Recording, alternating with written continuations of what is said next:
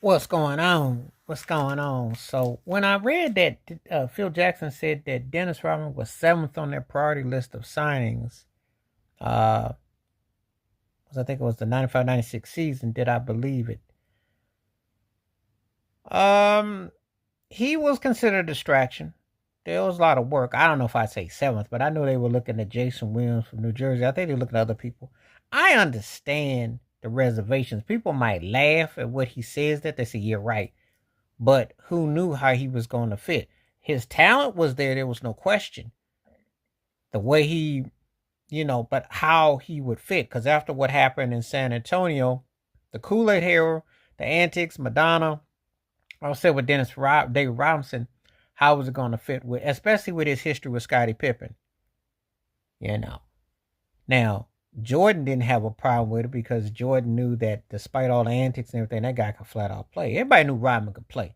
Him and Scotty was going to be a different matter. But how would you handle the worm, and how would you deal with his antics and his shenanigans, and from time to time how he would go off?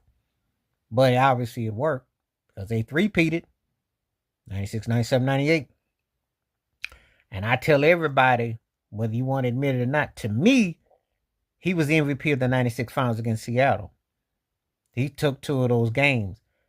I don't think they three-peat without him, and I think they got a lot more problematic with if they don't have him. He was very instrumental, especially he offset it with Karl Malone in the last two. But that Seattle series, he won two of those games. He was a problem.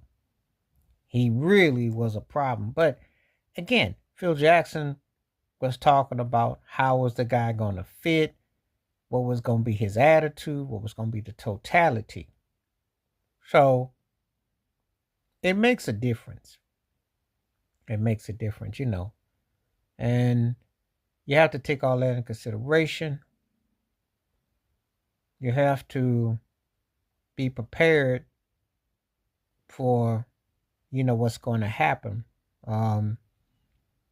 Because if it doesn't work, it's a bad look. And you don't want to be in a situation where you have somebody that you got problems with and it just doesn't work out. So I think that saying that the seventh on the list, I'm thinking that's hard to imagine that there were six other guys that were going to be, because it's really hard to see who could have really been a better fit than him.